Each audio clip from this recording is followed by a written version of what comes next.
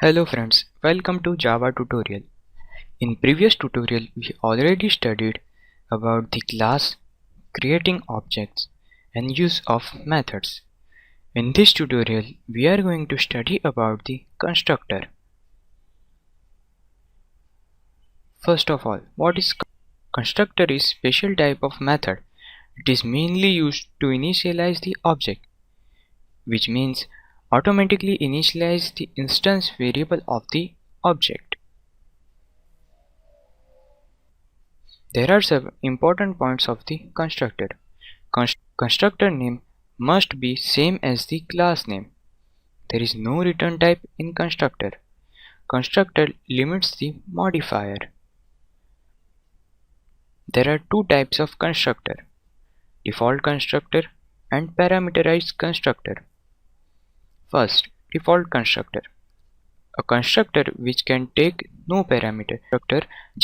In default constructor, Java provides some default values like integer is equal to 0 if there is an object which is null, and the boolean default value is false.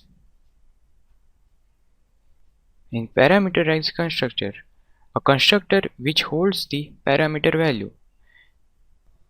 Constructor take the values as an argument. Let's take a look at the syntax of constructor. Constructor name.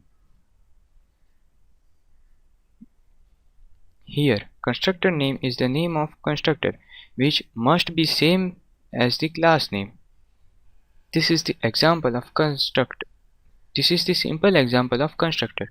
In this example, class name add is same as the constructor name add, and here there is no parameter value. How to declare a constructor?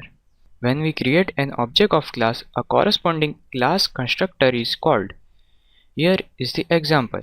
Here the rectangle is a class name, R1 is object name, and this rectangle which is followed by the parenthesis is the constructor. Look at the example of constructor. This is the example of constructor. Here the class name is add. This is the instance variable ABC. Add which is default constructor, which assigns the value to the instance variable. Value 10 is assigned to variable A, 20 is assigned to variable B, and the results stored in the variable C. And in the same way, another constructor which takes the parameter. Here integer value I assigned to variable A, integer value j assigned to variable b, and c takes the result of addition of a and b. Let's take a look how to call this constructor.